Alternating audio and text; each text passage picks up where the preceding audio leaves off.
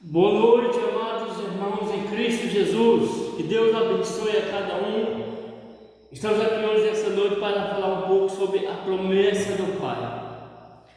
A promessa do Pai em Jesus Cristo pelo poder do Espírito Santo. Esse é o tema que nós vamos ver hoje. E o tema já abrange todas as realidades de cada um de nós. A promessa do Pai, ou a promessa é para você. Quando ouvimos essa frase, nós devemos nos colocar dentro dela, porque realmente é uma promessa. É uma promessa. Promessa essa que Deus já no tempo de Isaías, no tempo de Ezequiel, já começou a revelar para o povo de Israel que um dia derramaria o seu Espírito, que um dia derramaria uma graça abundante sobre todas as pessoas. Mas não somente aí, vemos também essa promessa de Deus realizando, dando um gostinho de quero mais, também lá com os hebreus, o povo de Israel, depois da saída do Egito, com o seu grande servo e humilde Moisés, Deus fazendo a ele e aquele povo israelita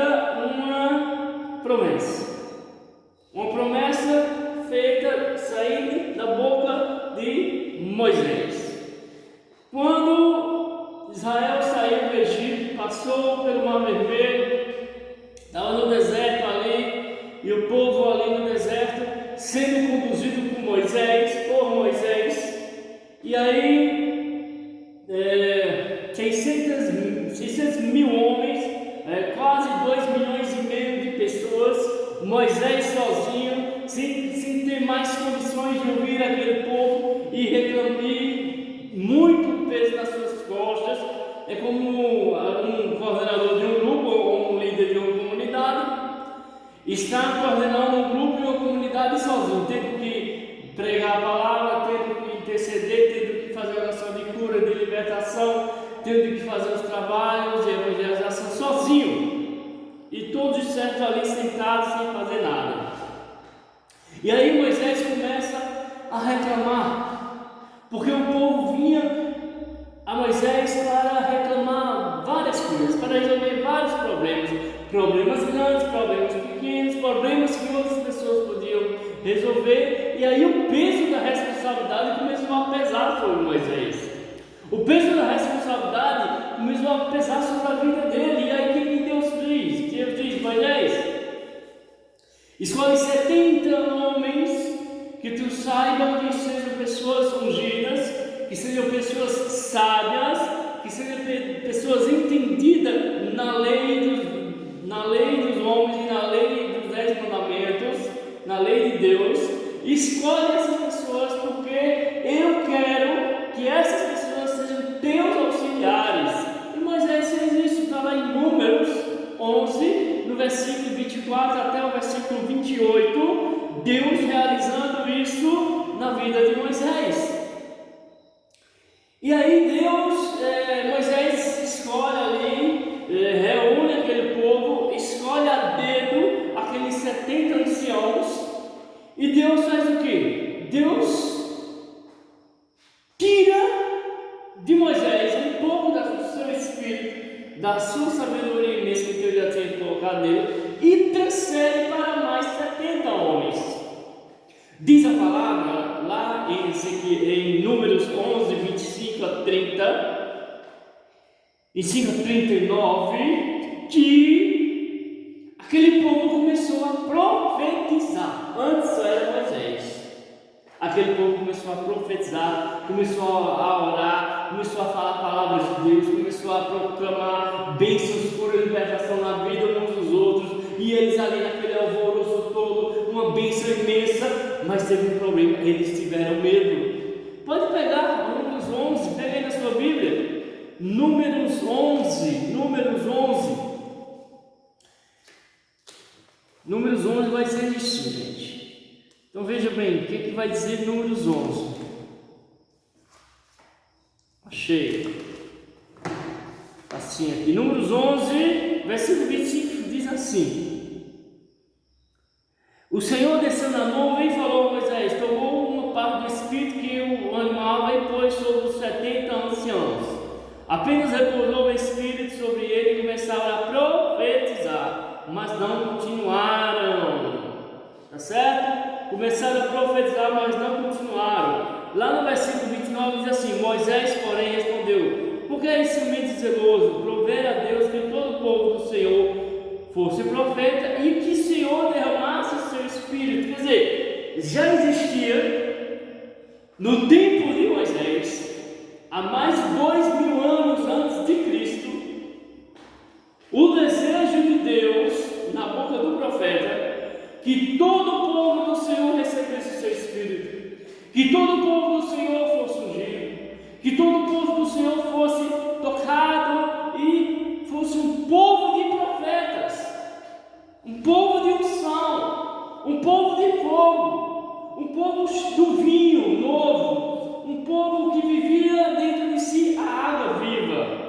E aí nós vamos ver que também no profeta Isaías, no profeta Ezequiel, Isaías 49, o Senhor fez essa promessa que derramaria sobre a nossa descendência, sobre os nossos sucessores, derramaria o seu espírito, colocaria um espírito novo. Isaías 44, Isaías 44, versículo 3, Ezequiel 36, versículo 24 a 27 e Ezequiel 11, 19 a 20. O Senhor disse ali em Ezequiel, através do profeta Ezequiel também, que queria tirar do coração do povo aquele coração de pedra e colocar um coração novo, um coração de carne, e que queria também derramar sobre aqueles corações, sobre aquele povo, sobre aquelas vidas, uma água pura, uma água que iria purificar, que iria transformar. Então veja que desde o Antigo Testamento já é vontade de Deus, já é desejo de Deus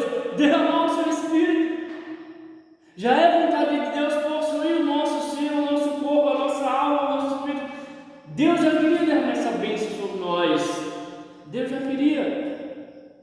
Em Lucas 3,16, em Mateus 3,11, João Batista vai dizer que ele não era o escolhido, que ele não era ungido, mas que aquele Cordeiro de Deus, quando foi batizado, ele dizia: esse é o escolhido, esse é o ungido, e eu não sou digno de desatar a sandália dos seus pés.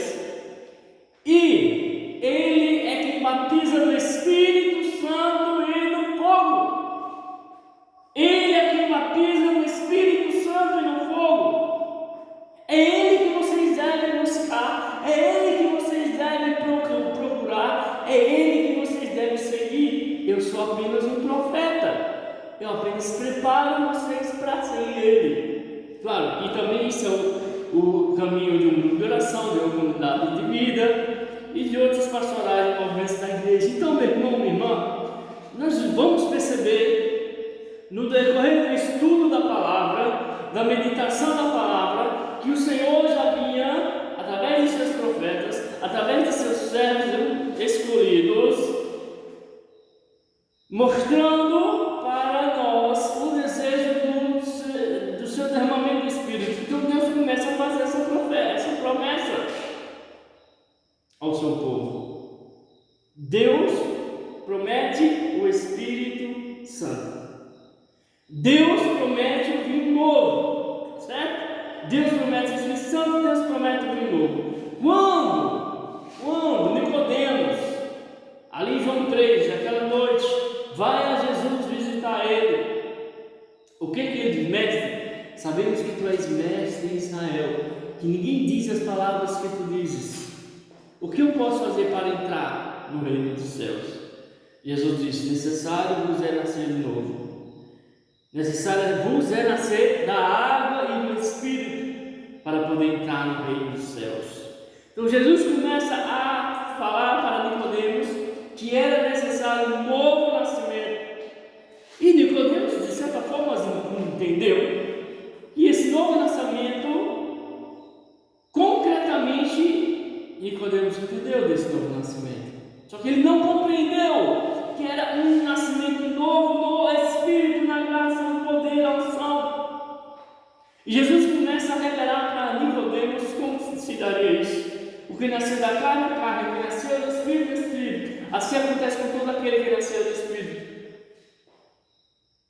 E não sabe nem para onde vem, nem para onde vai, porque o Espírito sopra onde quer.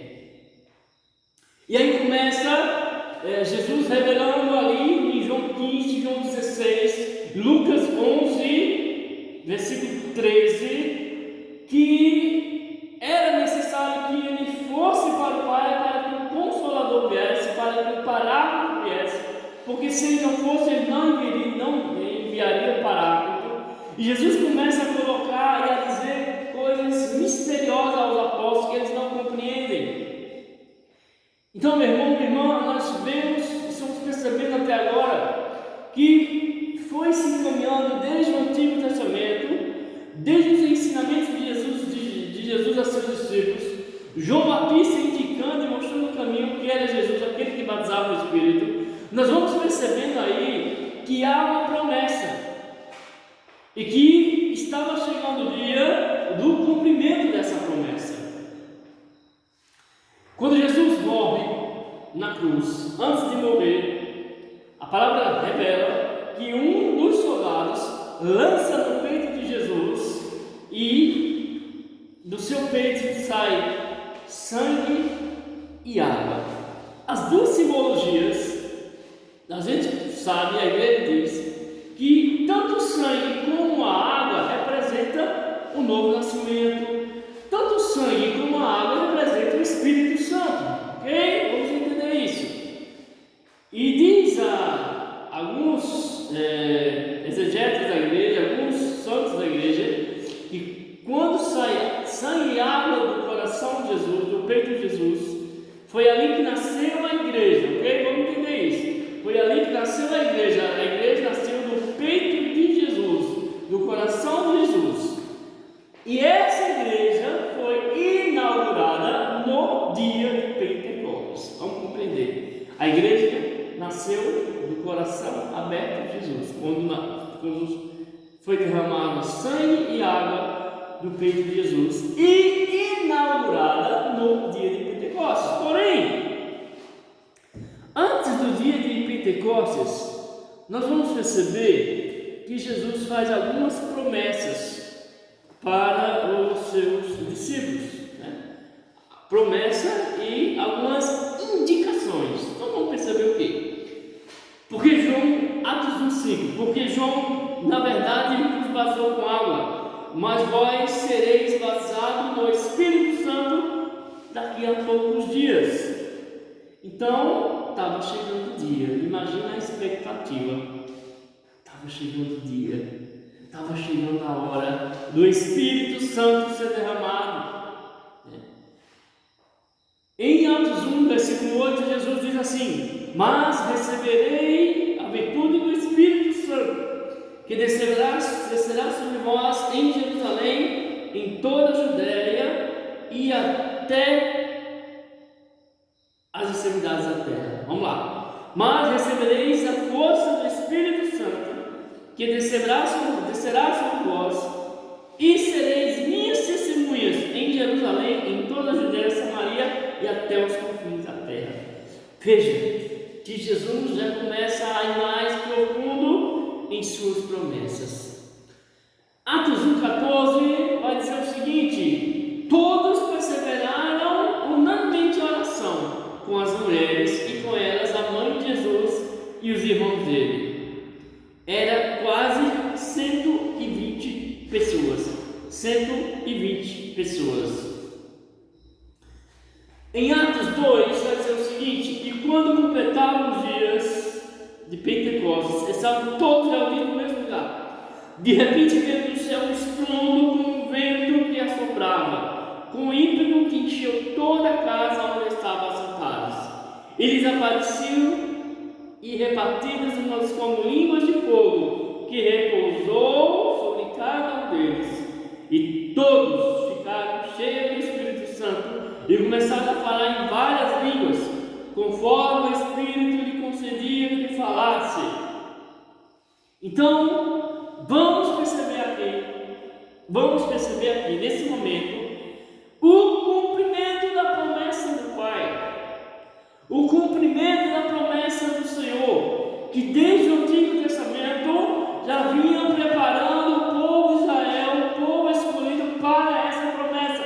Porém, esse povo de Israel, esse povo escolhido, a maioria deles rejeita a promessa. Aí Jesus vai e derrama essa promessa sobre outro povo escolhido, os cristãos, tá certo?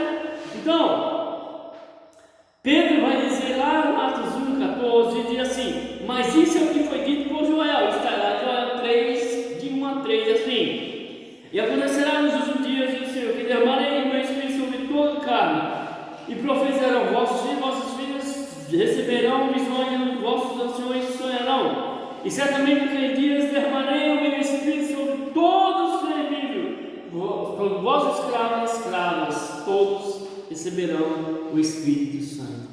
Então nós vemos aqui o cumprimento da promessa do Pai, o cumprimento da promessa do Espírito, que desde o Antigo Testamento vem sendo anunciado, vem sendo prometido, e o Pai, quando promete algo, Ele cumpre. Deus não é como nós, que prometemos muitas vezes e não cumprimos. Deus cumpre a sua palavra, Deus é fiel, nós é que somos infiéis. Deus é constante, nós é que somos inconstantes. Então, meu irmão, entenda isso: Deus realiza a promessa, e a promessa é para você, a promessa é para vossos filhos e todos aqueles que ouvirem esta graça. Então, meu irmão, não tenha medo de se abrir a essa promessa, não tenha medo de se abrir a essa bênção, não tenha medo de se abrir ao Espírito Santo, a pessoa do Espírito Santo que foi dada a você pelo seu batismo, quando você foi batizada, quando você recebeu o crisma, quando você recebeu o sacramento. O Espírito Santo está em você por um selo chamado selo indelével. O que é isso? Um selo que não é retirado de você. Então, o que nós temos que fazer? Abrir o coração. Abrir o coração, porque essa promessa é real. Essa promessa Jesus falou muitas vezes lá em João 7, 37 a 39, em João 3, 1 ali a Nicodemos, em João 4, a samaritana. Jesus falou da água viva, da bênção da água viva, dessa água que nós teríamos sede e que nós queríamos estar sempre abertos para essa água, que nós seríamos lavados, que nós seríamos purificados, que receberíamos um coração novo, uma alma nova, um espírito novo, e que colocaria dentro de nós um novo espírito, o Espírito Santo. Então, meu querido, meu amado, acredita na bênção do Senhor, acredita na libertação que Deus quer fazer na sua vida pelo seu Espírito. O que você precisa fazer é abrir o teu coração. O que precisa fazer é deixar que o Senhor realize na tua vida essa nova unção, esse novo batismo. E aí Pedro começa a pregar poderosamente. Pedro começa a pregar sobre o querigma. Pedro começa a falar de Jesus. Jesus veio a este mundo, Jesus pregou no meio do povo, Jesus andou no meio do povo, que viveu durante 33 anos, que morreu na cruz, derramou sangue, foi crucificado, morto e ressuscitou ao terceiro dia, e depois passou no meio deles ali durante 40 dias, e prometeu nesses 40 dias o seu Espírito, a sua unção sobre todas as pessoas que abrissem o coração. Então Pedro vai dizer lá em Atos 2, 32 o seguinte: a esse Jesus, Deus, que de todos nós somos testemunhas, assim que exaltado pela direita de Deus, e havendo recebido do Pai a promessa do Espírito, derramou sobre nós a este a quem vós vedes e ouvis. Derramou sobre nós. Vocês estão vendo, vocês estão experimentando. Sabe, portanto, toda a casa de Israel, com toda certeza, que Deus o fez Senhor e Cristo, a este Jesus que vós crucificastes. Quem foi crucificado por Jesus? Nós, pelos nossos pecados, pelas nossas falhas, pelas nossas limitações. Depois deles ter ouvido toda a pregação de Pedro, todo o querigma, o proclamar, o gritar de Pedro ali,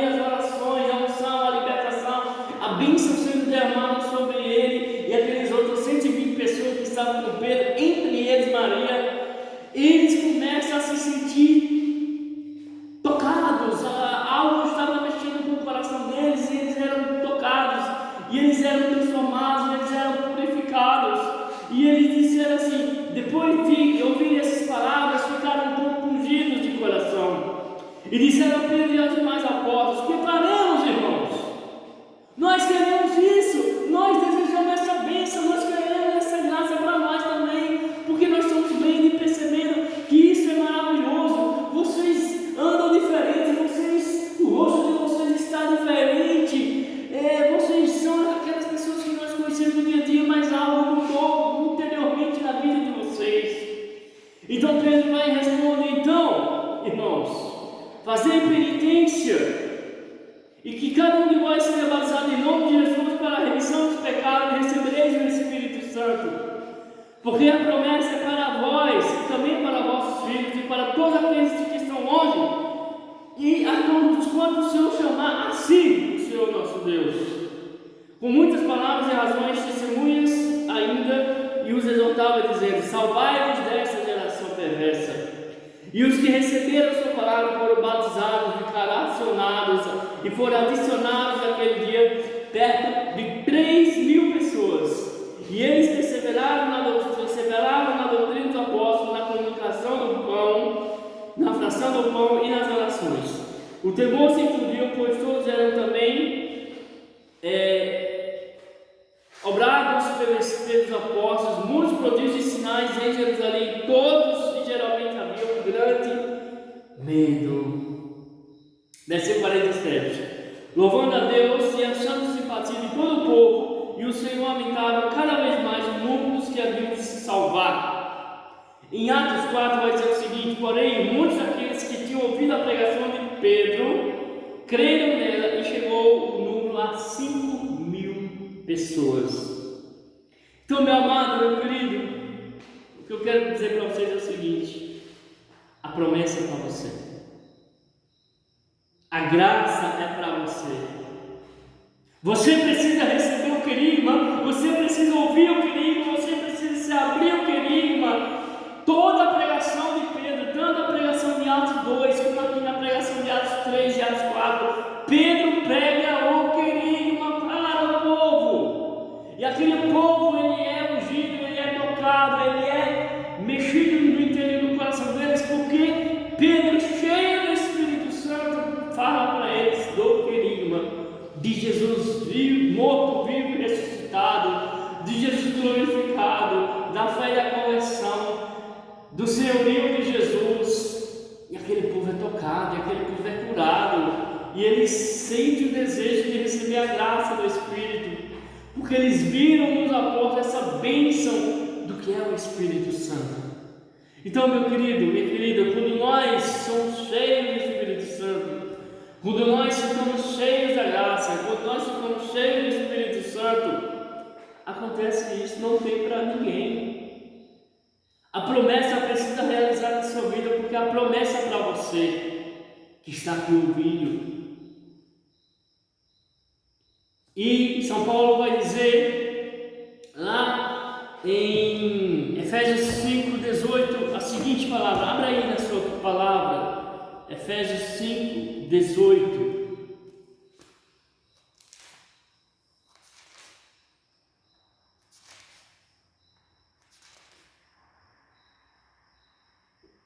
Não vos embriagueis com vinho, que é uma fonte de devassidão, mas enchei-vos do Espírito Santo. O que Efésios está dizendo para nós? O que São Paulo está dizendo para os Efésios? Se embriaguem no Espírito Santo, fiquem cheios do Espírito Santo, fiquem bêbados do Espírito Santo. Gente, veja aonde São Paulo chegou. Aqui com notação, aqui comprovação, São Paulo, como é a comparação que São Paulo faz quando uma pessoa está cheia do Espírito Santo. São Paulo compara uma pessoa cheia do Espírito Santo com uma pessoa bêbada. Entendeu? Talvez você conheça um bêbado, ou no passado você já foi um bêbado, como eu já fui há 30 anos atrás. E nós vamos perceber, e E eu queria que nós víssemos aqui hoje, nessa noite, nessa pregação, 7 características do bêbado. 7 características de uma pessoa bêbada. Entendeu? Para que nós possamos entender melhor o que São Paulo queria dizer de ficar bêbados do Espírito Santo. Uma pessoa bêbada do Espírito Santo, ela muda todo o seu jeito de ser, seu jeito de falar, de caminhar. Então, a primeira coisa que a pessoa que está bêbada muda é o seu jeito, a sua forma de caminhar. O homem bêbado, a mulher bêbada, ela não caminha da mesma forma. Se você já foi bêbado, desculpa dizer, se você já bebeu, ou alguém da sua família já bebeu, você já percebeu que uma pessoa bêbada, ela não caminha da mesma forma que uma pessoa em sã consciência. Seu jeito de caminhar muda.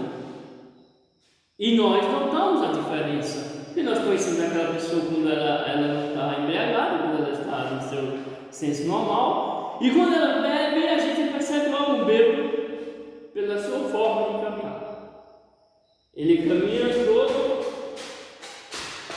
meio desgovernado, mas se você for perceber, muitos bêbados caminham todos desgovernados, cai, não cai, vai, não vai para um lado, vai para outro, mas não cai. Ele caminha diferente. A pessoa bêbada, ela caminha diferente. Então a primeira característica de um bêbado, de uma pessoa bêbada, ela caminha diferente. Algo mudou no seu caminhar. A segunda característica de uma pessoa bêbada ela fala diferente. A sua voz muda, o seu jeito de falar muda. Uma hora fala mais enrolado, outra hora fala demais, outra hora fala coisas que normalmente em sua sã consciência não falava. Às vezes fala coisas que estavam guardadas dentro do coração, que quando estava no senso normal não tinha coragem de falar. Então, a segunda característica do bêbado muda a forma de falar, certo? Muda a forma de falar. A terceira característica de uma pessoa bêbada é o seguinte: ela olha diferente, o olhar dela é diferente. Então vamos lá. Primeira coisa que muda no bêbado, quando ele está bêbado, quando a pessoa está bêbada, caminha diferente, fala diferente, olha diferente. A quarta coisa do bêbado sente diferente. Começa a chorar, começa a rir, começa a querer abraçar todo mundo. Sim ou não? Então, a quarta característica da pessoa bêbada ela sente diferente, gosta de cantar, acha que é o maior cantor do mundo, gosta de ouvir músicas, principalmente música de rodeira, não é verdade? Começa a abraçar os amigos, começa a se sentir todo sentimental, todo romântico, tá certo? É uma pessoa feliz, se sente feliz. No bêbado, ele se sente feliz. Então vamos lá. Primeira coisa, caminha diferente, fala diferente, olha diferente, sente diferente. Quinta característica de uma pessoa bêbada, ela se sente poderosa. Sim ou não? Poderosa. Pode tudo, compra tudo, tem de tudo, é o cara. Começa a prometer coisas que não nascem na normalidade, ou coisas realmente que ele não é, que ele não tem. Então, a quinta coisa é uma pessoa poderosa, se sente poderosa, entendeu? Então, a penúltima coisa, a sexta coisa que muda na característica de uma pessoa bêbada ela passa, o bêbado tem um cheiro diferente. Quando um bêbado passa, você sente logo o cheiro. Quando o bêbado passa, a pessoa que é bêbada passa a noite bebendo, que chega em casa às 5, 6 horas da manhã, depois de uma noite inteira bebendo, que abre a porta, que a mulher abre, com 3 metros de distância, você já percebe o bafo, o odor. Qualquer bêbado que tenha bebido ali durante a noite toda, cerveja, cachaça, vinho, quando eles vêm com 2, 3 metros de distância, você já sente o odor, você já sente o fedor. Sim ou não? sexta característica de uma pessoa bêbada ela tem um cheiro diferente. Vamos lá, fazer uma recapitulação. Primeira característica do bêbado, caminho diferente. Segunda, fala diferente. Terceira, olha diferente.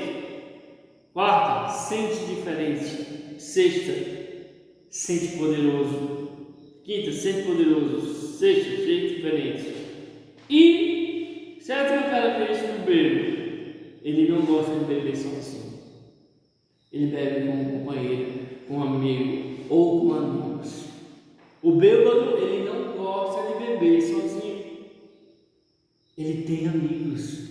Faz questão de convidar os amigos, de pagar para os amigos. Sim ou não? Então, o bêbado, a sétima característica do bêbado ele vive em comunidade. Então, o que é que nós podemos entender de tudo isso, querido?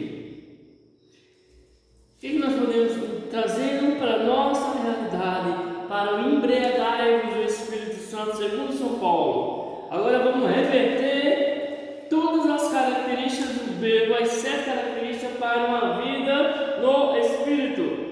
Uma pessoa que ela está embriagada do Espírito Santo, que ela está cheia do Espírito Santo, ela caminha diferente, ela caminha pelo caminho do Senhor, ela caminha sendo conduzido pelo Espírito, aonde o Espírito manda, aonde o Espírito envia ela. Então, a primeira característica de uma pessoa embriagada do Espírito Santo, de uma pessoa cheia do Espírito Santo, ela caminha diferente.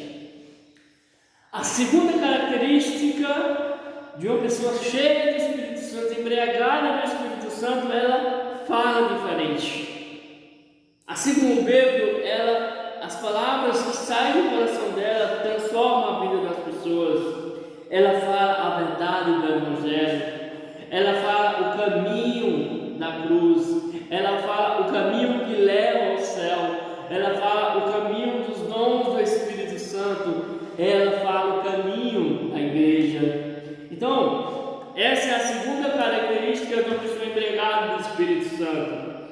Terceira característica de uma pessoa embriagada do Espírito Santo, ela olha diferente, ela tem um olhar diferente, ela tem um olhar misericordioso, ela tem um olhar amoroso, ela tem um olhar de Jesus Cristo nesse mundo, ela é um testemunho de Jesus, ela tem um olhar diferente da realidade do mundo para a realidade de quem é uma pessoa do Espírito.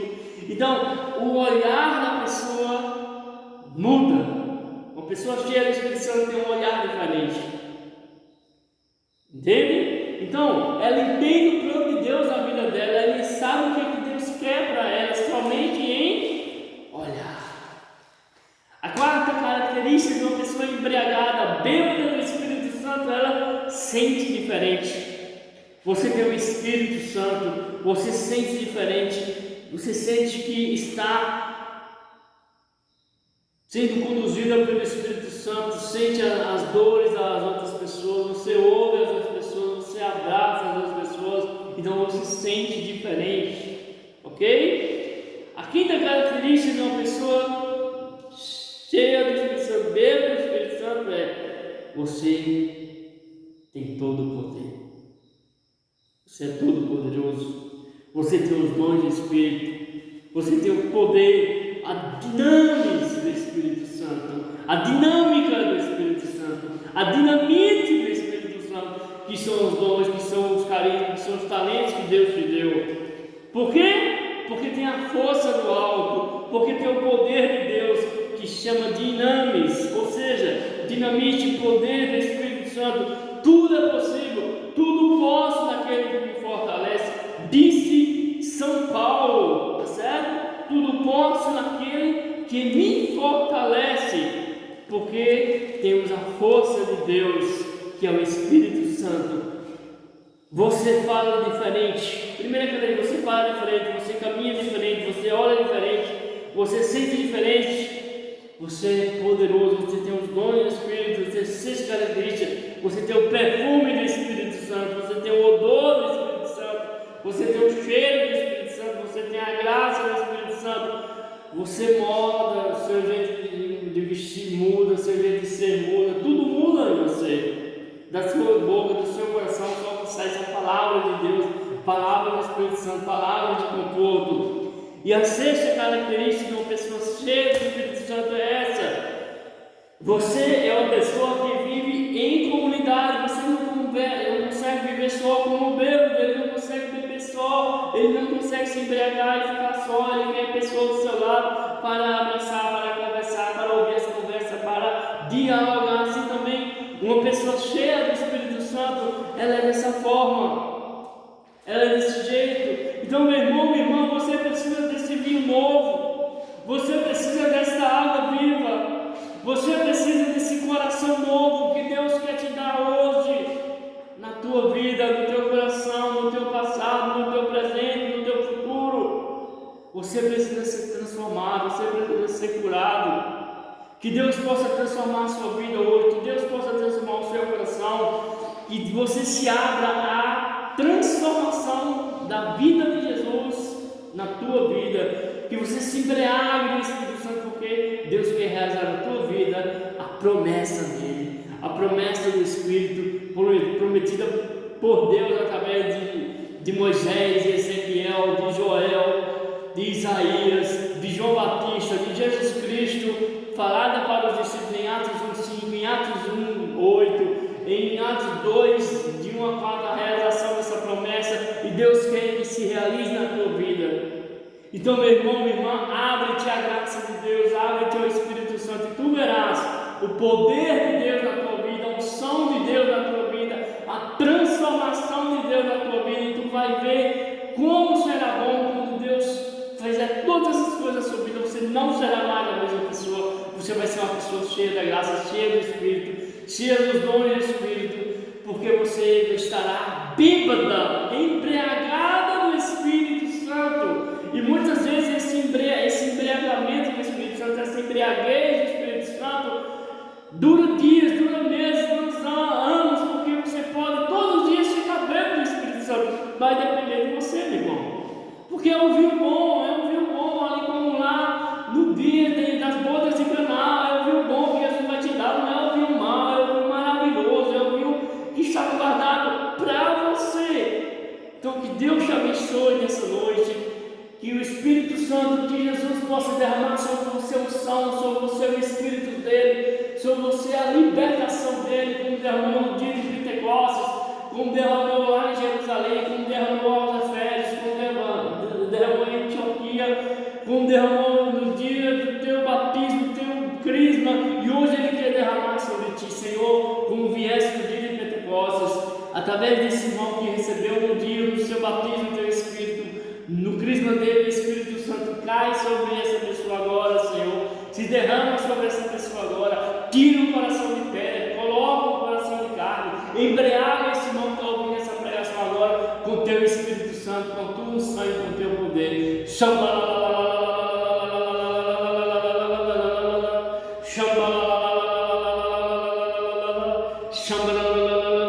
Cura, Senhor, liberta, Senhor, esse irmão, unge, Senhor, esse irmão com o teu Espírito, que onde essa pregação chegar, esse irmão seja tocado, seja curado, seja liberto, que ele procure um grupo de oração, que ele procure uma comunidade de vida, que ele possa servir ao Senhor, que ele possa pregar, que ele possa orar, que ele possa interceder. Seja você, irmão, com o teu chamado na intercessão, na pregação, na cura e libertação, na música, seja onde for que Deus estiver te chamando,